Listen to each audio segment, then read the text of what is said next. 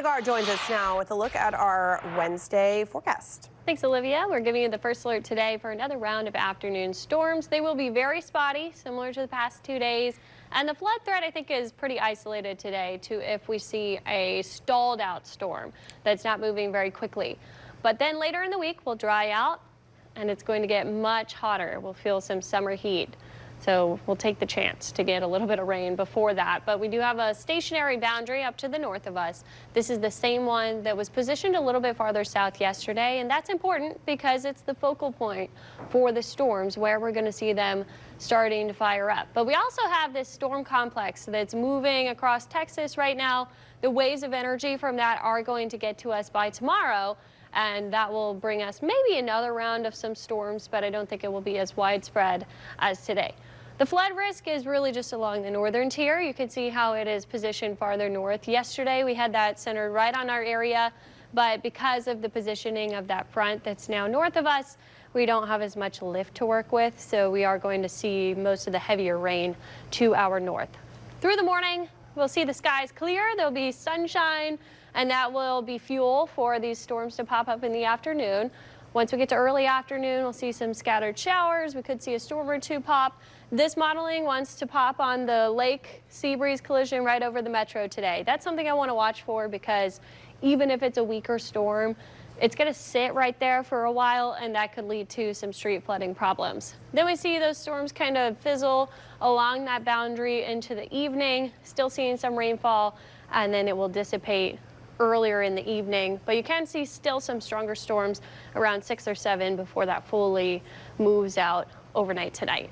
So we'll be tracking those spotty storms. Temperatures in the mid-80s, 84. We get to 86 tomorrow. Stray storm possible, and then same thing on Friday, but we'll be warming up. You still see pops of green tomorrow, and then Friday we do have this weakness or disturbance coming by in the upper levels. We call that a shortwave low. I think that could spark up some storms that then project down to the south. The question will be, do we actually see any of that make it to us? The high-res modeling not really showing it, but I don't want to drop the rain chances because of that. The high pressure doesn't really fully build in until the weekend. That's when we're going to have a drier pattern, so I won't drop the rain chances until later in the weekend and the start of next week. Then here is our cold front. Next Wednesday, it's still well north of us, but that might be our only chance to see a little bit of a cooler pattern coming in. So through Jazz Fest, Thursday, Friday, we're 86. We could see a few storms. And then Saturday, Sunday, I think will be a lot drier, but we can't rule out a rain chance. 88 and 90 on Sunday. That's rivaling our record high temperature. It's going to be toasty out there. But I did want to take a look outside. We do have that kind of light fog that's forming right now. I'm not seeing any huge visibility problems.